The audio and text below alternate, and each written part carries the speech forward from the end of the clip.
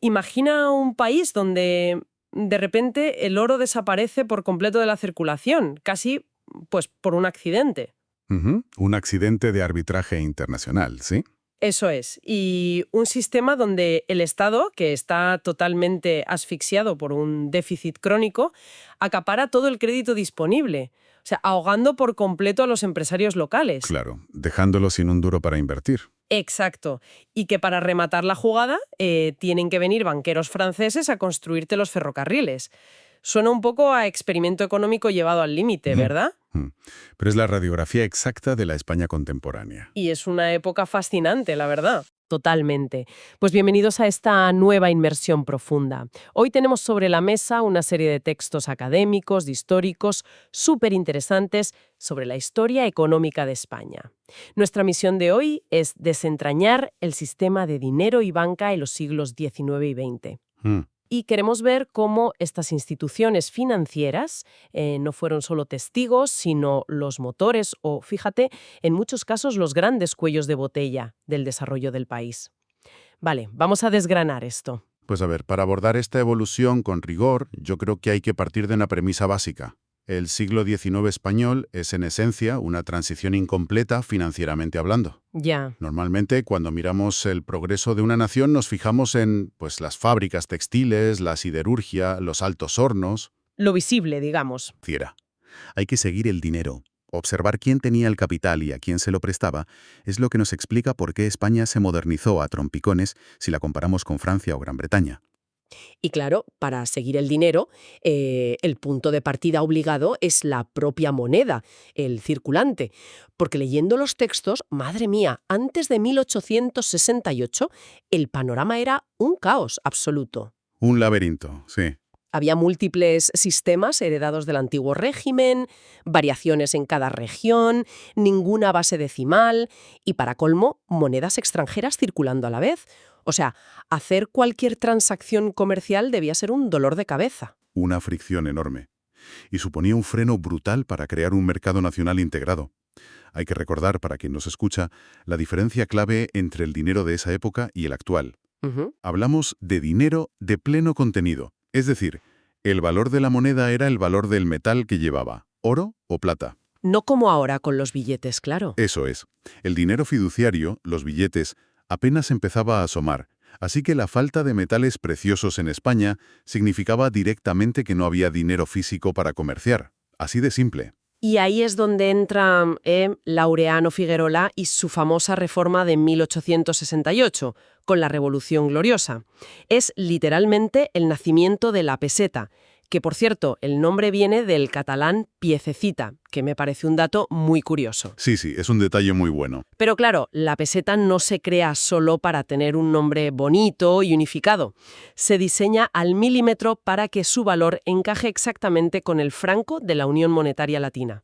Buscaban integrar la economía española en Europa. Lo fascinante aquí es que ese diseño tan ambicioso de Figuerola se estrelló de frente contra la realidad de los mercados globales. A ver, explícanos eso. Pues la reforma estableció un sistema bimetálico. Fijaron por ley una paridad entre el oro y la plata.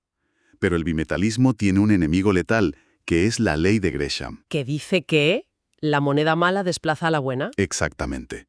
Si tienes dos monedas legales, la gente usa la que vale menos en el mercado para pagar sus deudas y se guarda la buena, la que vale más. Y esto pasó en España en la década de 1870. Cuando descubren unas minas de plata enormes en Estados Unidos, ¿no? Ahí le has dado. Entra tanta plata al mercado global que su precio se desploma. Vale, ¿y entonces cómo se materializa esto en España? ¿Cómo desaparece el oro físicamente del país? Por un arbitraje de manual. Los financieros, que no son tontos, veían que la plata estaba tirada de precio fuera de España. Iban, la compraban baratísima y la traían aquí, donde la ley obligaba a aceptarla a su valor oficial, que era mucho más alto. Ah, claro. Acuñaban pesetas de plata, y con ellas compraban pesetas de oro. Y como ese oro valía más fuera, se lo llevaban o lo atesoraban.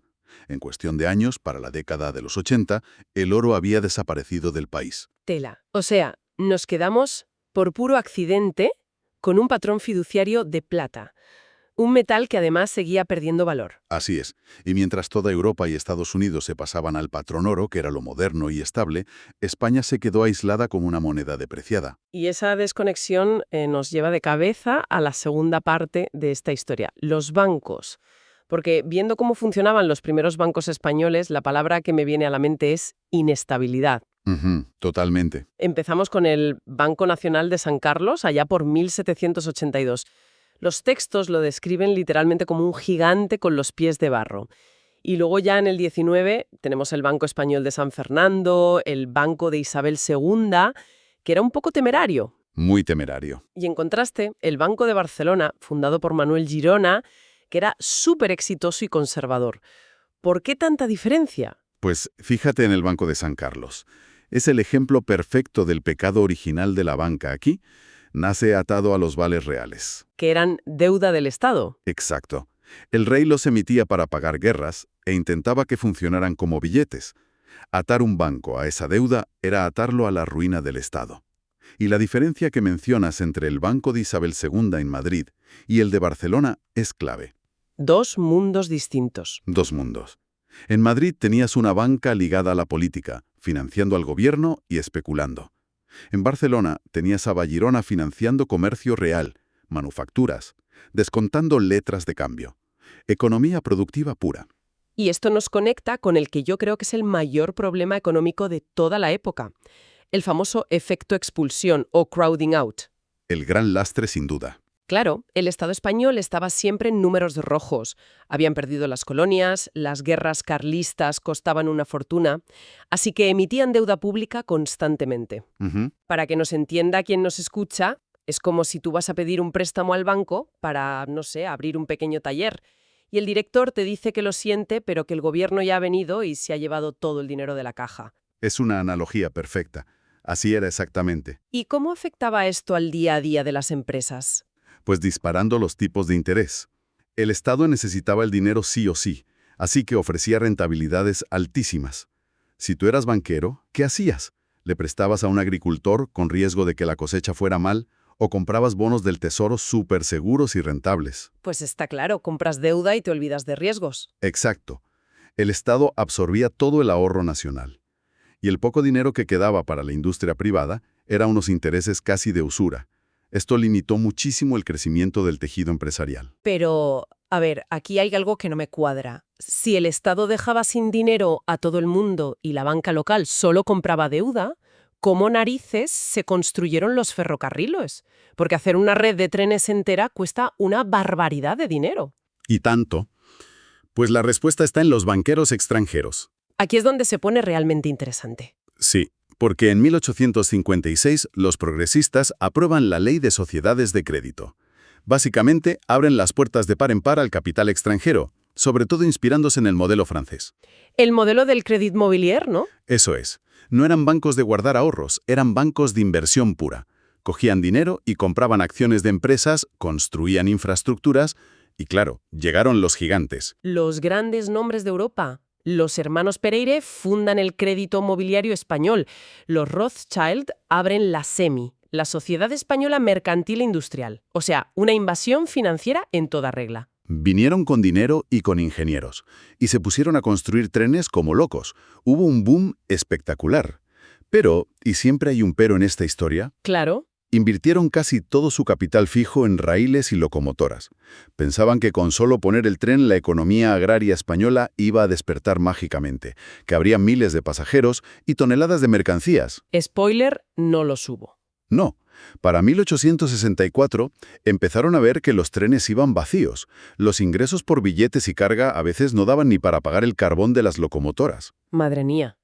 ¿Y qué pasó con los bancos que habían prestado todo ese dinero? Pues colapsaron, las compañías de trenes dejaron de pagar, las sociedades de crédito se quedaron sin liquidez y en 1866 estalla una crisis financiera brutal.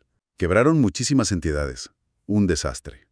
Y claro, con este panorama de crisis bancaria y el gobierno siempre al borde de la quiebra, llegamos a 1874, que aquí se firma lo que podríamos llamar el acuerdo del siglo. El monopolio de emisión. Exacto. El gobierno estaba desesperado. estaban en plena Primera República en guerra. Y el ministro, José Echegaray, decide darle al Banco de España el monopolio exclusivo para imprimir billetes en todo el país. Un poder inmenso. Inmenso. Y se cargan de un plumazo a los bancos provinciales de emisión.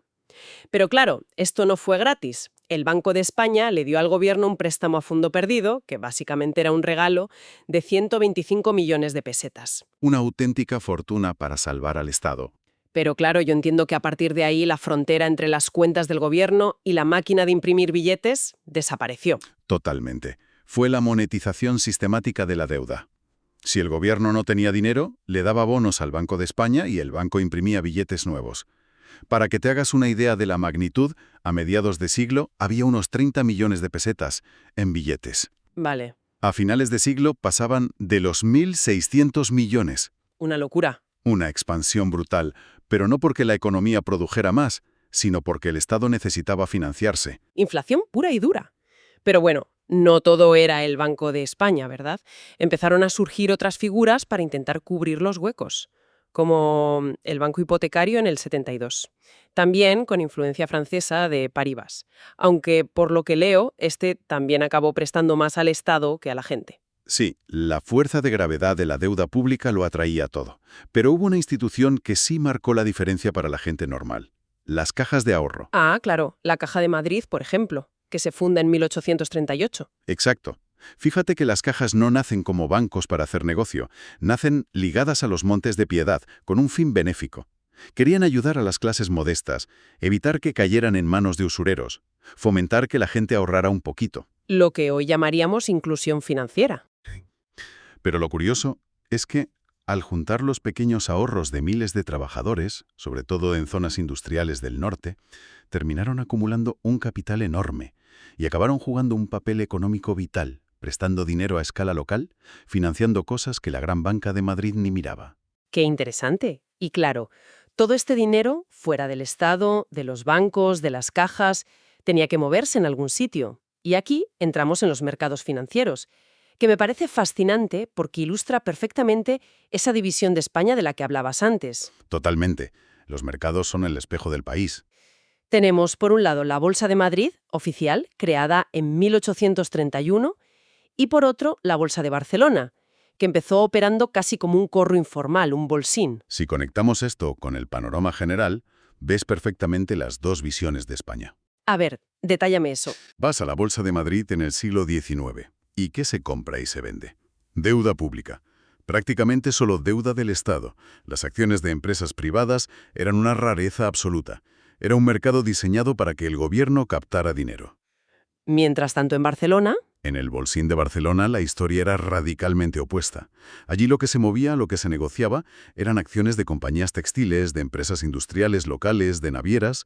Era capital privado financiando a empresas privadas. o sea, el centro político superendeudado intentando mantenerse a flote frente a una periferia que intentaba industrializarse buscándose la vida por su cuenta. Esa es la dualidad económica del siglo XIX en pocas palabras. Bueno, llegados a este punto, vamos a recapitular un poco, porque si te paras a pensarlo, la historia bancaria de España no es solo una lista aburrida de fechas y leyes. Para nada. Es la historia de un país intentando modernizarse mientras arrastraba el peso de un Estado que, literalmente, ahogaba el crédito privado, que tuvo que depender de banqueros de París para poder tener trenes y que creó un sistema monetario súper peculiar por un accidente internacional. Y yo creo que para quien nos escucha hoy, entender esto es fundamental. No es solo historia antigua. Las decisiones que se tomaron entonces moldearon la cultura empresarial de España durante generaciones. Esa dependencia de la deuda estatal, esa aversión al riesgo en la industria, esa falta de capital, todo eso dejó una huella estructural larguísima. Sí, estoy segura de que esos vicios se notaron hasta bien entrado el siglo XX. Absolutamente. Pero fíjate, antes de terminar, me gustaría lanzar una idea un poco provocadora sobre todo esto. A ver, dispara. Hemos hablado mucho de cómo España se quedó aislada con ese patrón fiduciario de plata, mientras el resto de grandes potencias abrazaban el patrón oro, ¿no? Sí, el accidente del que hablábamos. Y lo solemos ver como un símbolo de atraso. Pero a finales del siglo XIX, las crisis financieras internacionales que sacudieron a los países del patrón oro fueron devastadoras. Al estar todos conectados por el oro, el pánico se contagiaba rapidísimo. Ujú. Entonces yo me pregunto, ya que España estaba desconectada operando con una moneda de plata que fluctuaba a su aire, ¿pudo este aislamiento monetario accidental funcionar como una especie de escudo? Qué interesante perspectiva. ¿Verdad? O sea, proteger, aunque fuera sin querer, a nuestra industria, que aún era frágil, de esos tsunamis financieros internacionales. Una paradoja donde nuestro propio atraso financiero nos compró quizás un tiempo valiosísimo. Ahí dejo la idea flotando para que le den una vuelta. Da para pensar, desde luego. Pues con esta reflexión nos despedimos. Muchísimas gracias por acompañarnos en este análisis a fondo y hasta la próxima.